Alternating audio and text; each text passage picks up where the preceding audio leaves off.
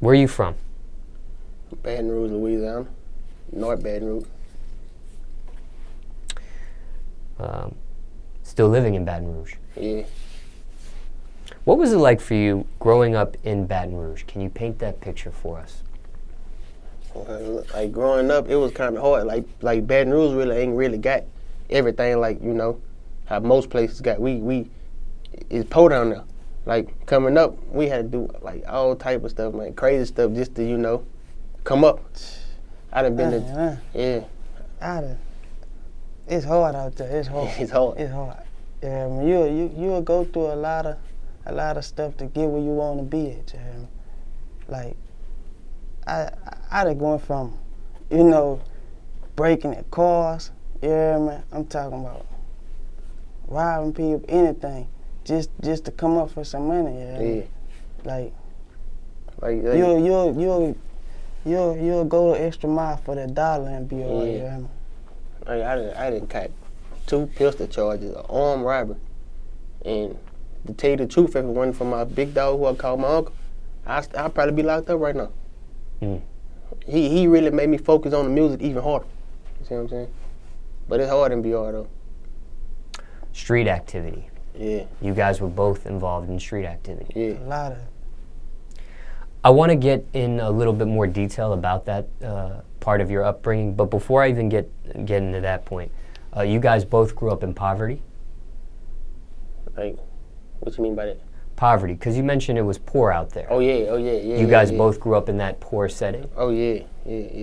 When it comes to poverty and growing up like that, what was probably the bottom point, the worst point of poverty that you had to experience? Like, when I was young coming up, we ain't had much. I seen my mama work 3 jobs and, like, you know, basically like struggling. You see what I'm saying? Struggle, watching your mama struggling. You really can't do nothing because you young. Like, I really had to get up and go get it. Just, you know, now I'm helping my mama out. See what I'm saying? She had 6 children, yeah, and like she was doing like what she could, but like, I don't know, it was hard, man. It's hard out there, yeah. It's hard. When it came to street activity, how young were you when you got involved in it? I was like, I was 15 by the turn 16. High school? Yeah, just going to high school. I ain't nothing but 17, so I started when I was like, about 12. Yeah, he was young. I was young.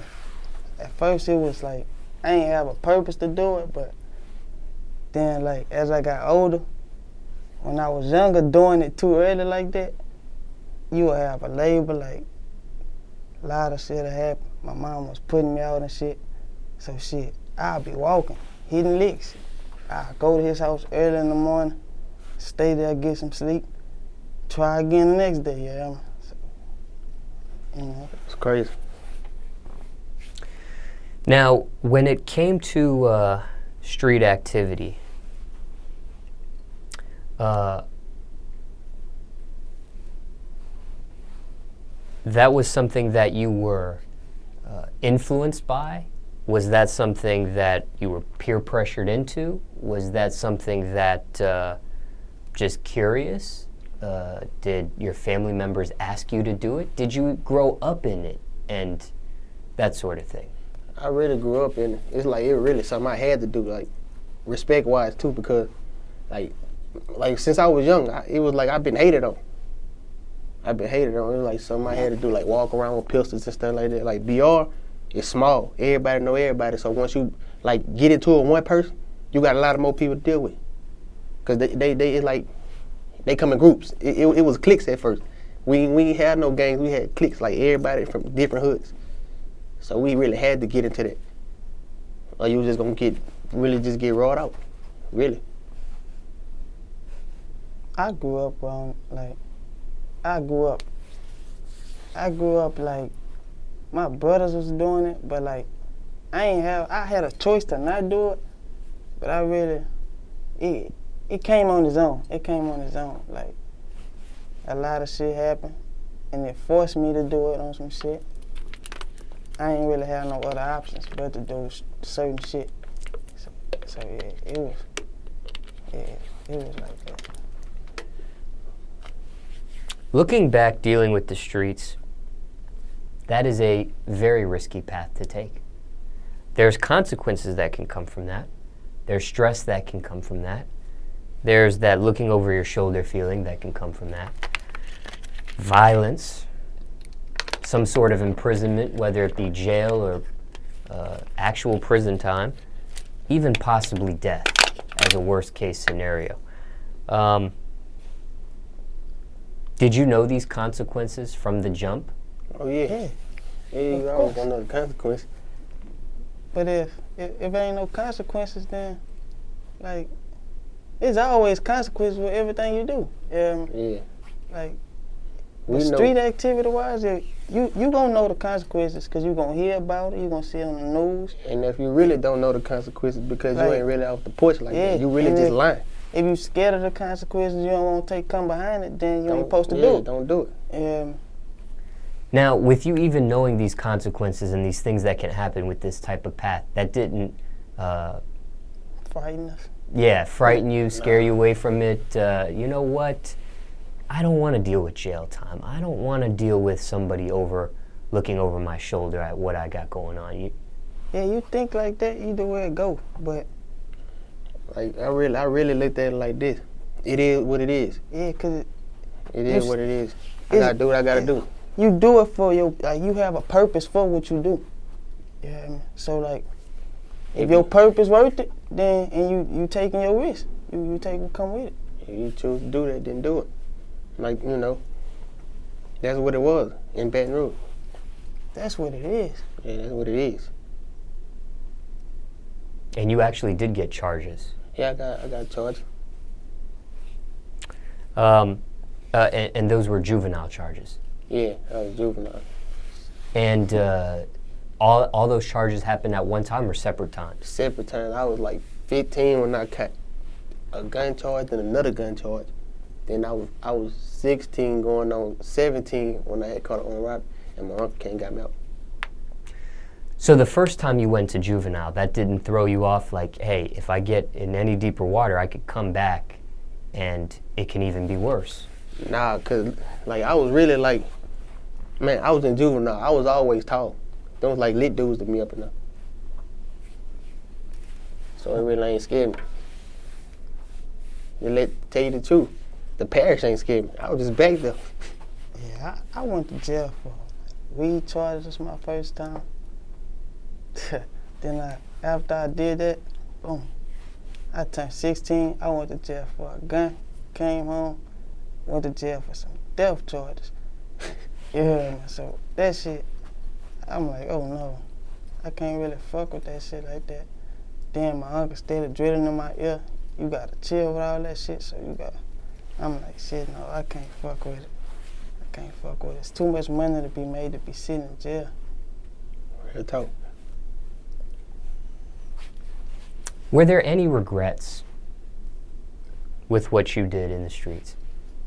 No, because I think it's like everything you do is a lesson.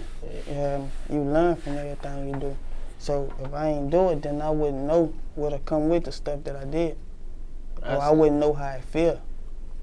So I don't regret nothing I did. I don't regret that neither, because I feel like if I did it, I can't take that back. So I'm already here. So get in the past.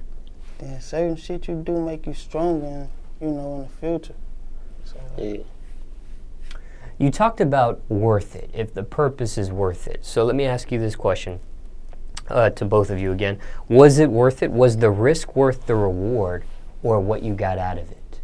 And just being in the streets, dealing with street activity and that part of your life, was it, whatever it is that you did do and the chances that you took, and obviously, you got caught in some of those chances that you took, was it worth it? Was the risk worth the reward, or what you got out of it? mine way. I'm gonna say mine was. Like, it wasn't worth it because alright,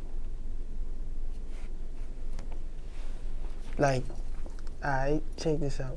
If you go to jail from hitting a lick, the money that you gotta pay when you get out of jail, the shit not really worth it. Cause like, if I ain't come up enough to have, you know, that shit paid for, then it ain't worth it. Cause I'm still losing on my pockets when I come home. I still gotta pay for, you know, bail bond, and I gotta pay for all that type of shit. So certain shit really wasn't worth it. I'm gonna say it was But because like the gun charge, of course, that's protection. But like certain shit don't be worth it. I'm gonna say yeah because like if it wasn't like I said, if it wasn't for my CEO Jam, if it wasn't for him, like I keep on, you know, doing the same thing, be still going that path right now. He's dead in jail. Like he really taught me a lot, like taught me the game. So I'm gonna say everything I did, like going to jail, taking them chances was worth it because like now, like that he jugged it in my head, I know a lot now. So I wouldn't go that direction again. I'm like, I'm focused on one thing. Did you hide it initially from your parents, or they were hip to it right away? I ain't had to hide nothing from my mama. She already knew what it was. Like, you know, my mama street, she from South Baton Rouge. She knew what it was. Like, sometimes you gotta do what you gotta do. Like she always hollered at me about it, like, because she had to come get me out of juvenile detention and stuff like that. But, you know, she had to respect my mind too. Like, I didn't listen. Stuff from my mama until she like, she ain't never thought I smoked weed, but until I went to jail for a lot of weed, then she was like, she ain't believing none of that shit no more. So she just was like, you gonna have to learn your lesson some type of way. So she got hip to it, like in her own way. She ain't just okay with anything, but she, you know, it's my life. She feel like I gotta learn from my mistakes. I gotta learn on my own. Did they try to persuade you to a different path? Yeah. After the initial charge of you going to juvenile and that sort of thing, did they try to persuade you to, hey, stop with this street activity stuff? Yeah, parents always do. Yeah, my mama always, she still to this day tell me I need to slow down, I need to get a job, I need to do this and that. But like she be thinking the rap money like she don't believe in the rap money. She believe in working for your money, you know what I'm saying? So she be telling me to go to like right path. But I'm too into the streets and the rap. Now, what about somebody watching this? And maybe they were around the same age you were when you started getting involved in street activity. You were 12, you were 15. What do you say to a kid watching this, listening to your story, and maybe because both of you guys were in school when you were involved with street activity, right? Yeah. So let's say there's a kid watching this and they're 1 foot in, 1 foot out, maybe around the same age you guys were, just talking about it. What do you say to a kid like that? And circumstances could be different for everybody, but general advice here, what would you say to a kid like that right now watching this, listening to your story? It might look good, but everybody don't make it out like that. Don't think just because we done made it out like that is that good. Everybody not built for the same situations either. So it's either dead or in jail. Like I said, like don't do it because you see everybody else doing it. Stay in school. That's the best route, really. We just took the fast route because like it's like something that we had to do and wanted to do. The fast route came to us. Came to us, really. We ain't just look for it. It happened. You know, it just happened. But if you got it good in school, man, you better stay in school, man. Now, speaking of school, you guys are both out of school. Yeah. Graduated? Nah. Both dropped out? Yeah. Was it the street activity that got you guys to drop out? Yeah. Yeah. And we didn't really talk about it up until this point, but I was going to ask you that. If, you know, sometimes when I do these types of interviews, street activity can get a person to drop out of school. Some people will actually continue with their schooling and finish it, even though they are involved in street stuff. But for you, why drop out? And what grade were you when you did drop out? I dropped out I was supposed to be in 12th grade. I dropped out like my second year, 11th grade, because I wasn't going back to no 11th grade. Like, I wouldn't, like, shit, no. I ain't gonna lie, I made it to the 12th. This sound crazy, I dropped out because I had went to jail. And it was gonna hold me back and I was gonna do the 12th grade though. I wasn't going for it. I was ready to get out of school. So you guys both got held back in your grades. Yeah. Like the end of my first 11th grade year, I had got the water. Like once I start, you know, I got the hidden licks and shit. I come inside too late. You know, my mom, shit, put me out. So shit, I been a walk way from my mama's house to his shit. By the time I got to his shit, I'm late for school. So I'm like, man, fuck it. I ain't about to just fucking thug with in it, my man. shit. Fuck it. I ain't fucking with it, bro. And then, like, the shit got to happening, like, too often. So I was like, man, it ain't no point in me going to school no 1-2 days out the week. I'm a benefit, so I'm gonna just stop fucking with it completely and find something else. Shit.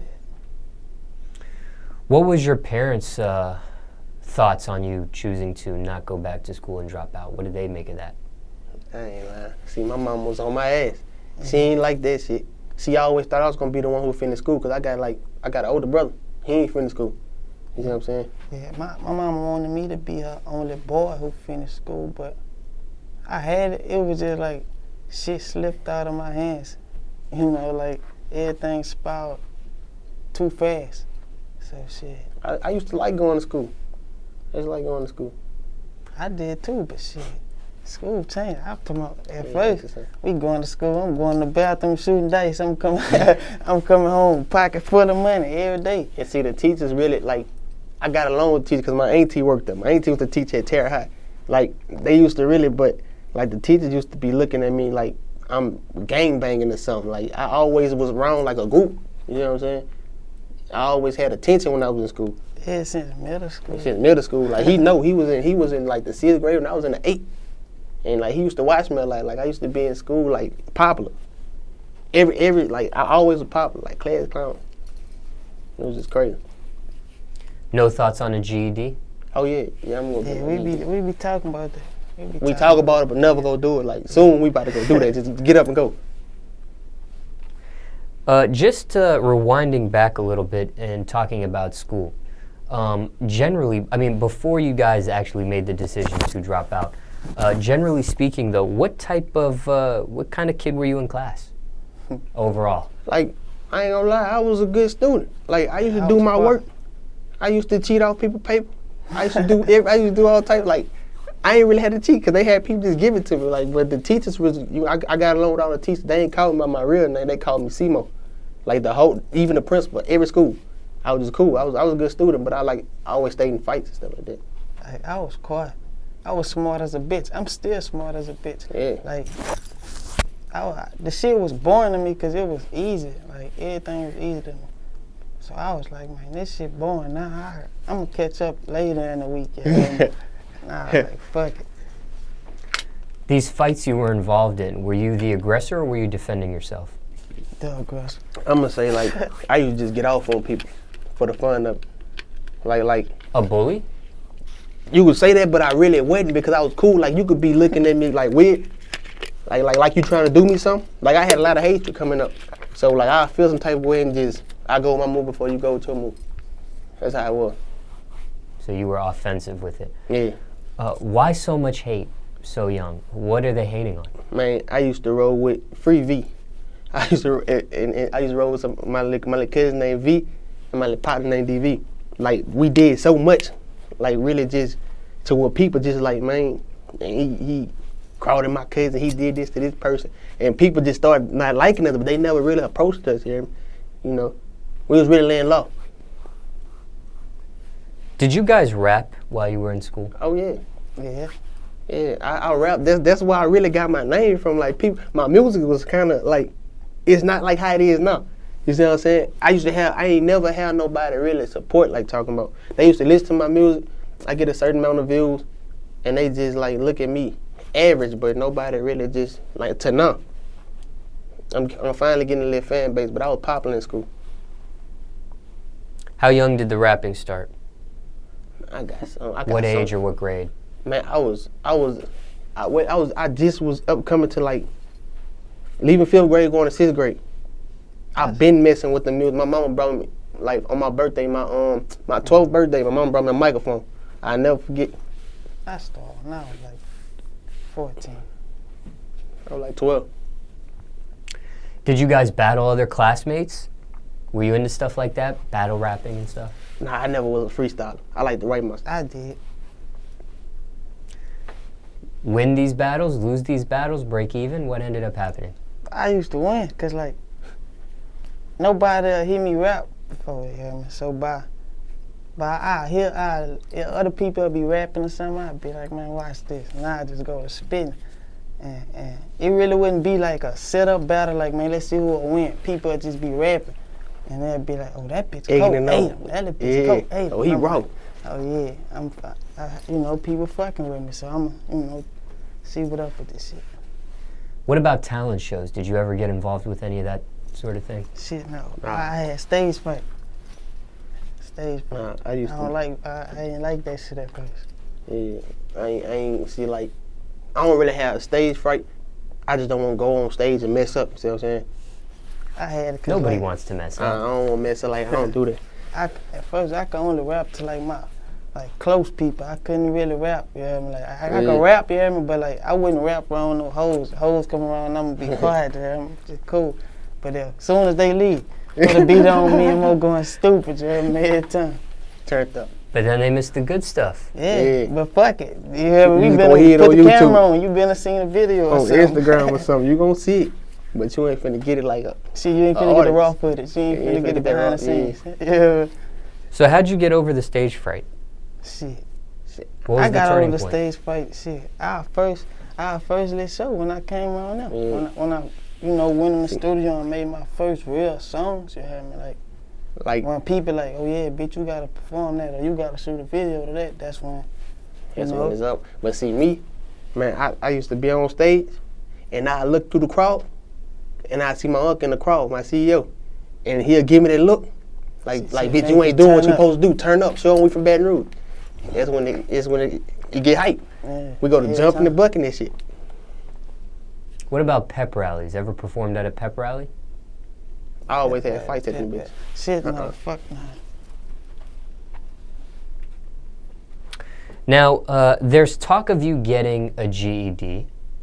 Would you ever consider furthering your education after that, or just getting the GED and I say like, if I really drop my nuts and get the GED and fuck with it, I think I could go farther. If I could sit and take the time out to get that, I could go farther. See, like, really, I be focused on the music so hard.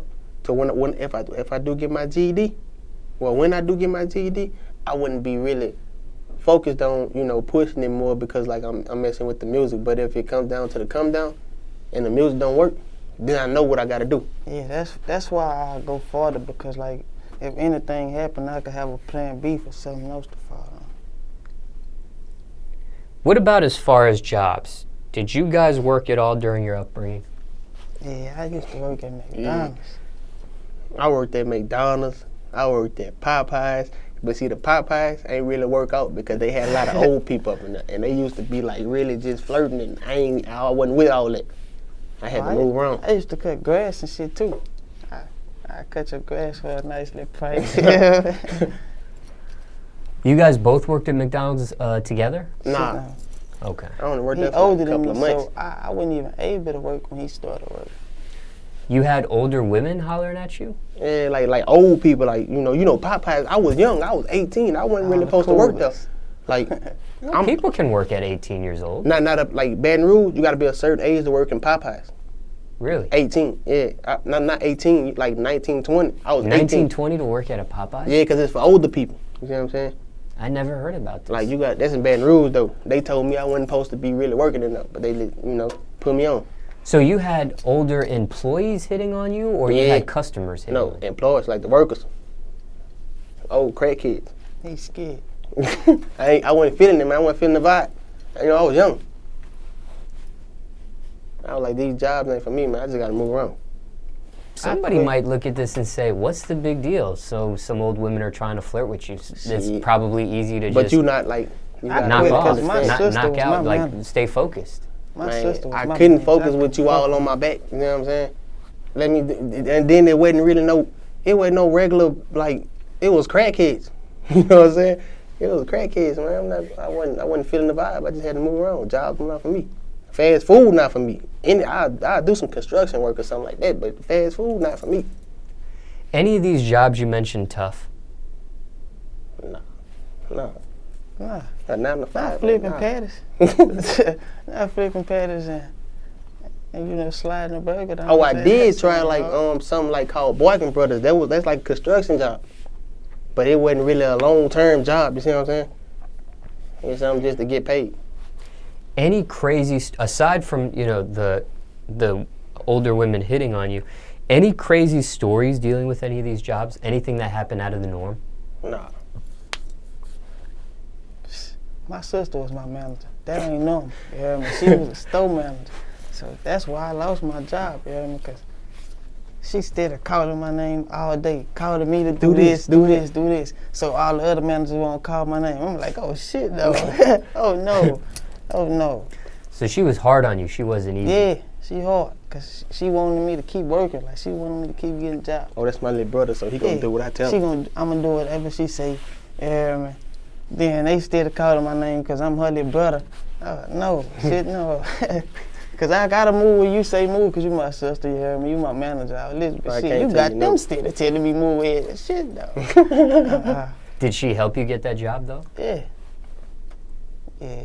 She helped me lose it, too. And that's the thing. When it comes to working with family, it can be a good experience or a bad experience. Sometimes working with family, it can be good in the sense that they may cut you some slack or they may be easy on you. It could be a bad thing if it's the opposite, if they're hard on you, tough on you, that sort of thing. And also, if you're living together as a family, whatever happens behind closed doors can be brought on in the workplace. Like, for example, you might be mad at your sister for something she did, or she might be mad at you over something you did after work, and she might be still upset with you when you both go into the workplace, or vice versa. Yeah, shit like that. Attitudes and shit, yeah. Would you ever consider working with family ever again, or alongside family, or no, you would never do something like that?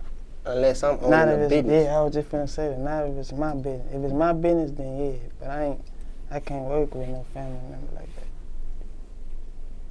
Quit these jobs, get fired from these jobs, what ended up happening? I had quit my job. I got fired from both. I had quit. Me and my sister, we arguing or something. I said, man, I quit this job. She said, well, quit then. I had quit that bitch. I quit. I ain't never go back. I always left that bitch and never came back because I can't deal with fast food restaurants. So you got fired for leaving? Yeah. Both times? Got fired for leaving? Popeyes. I left Popeyes too, yeah. Basically, yeah, I left.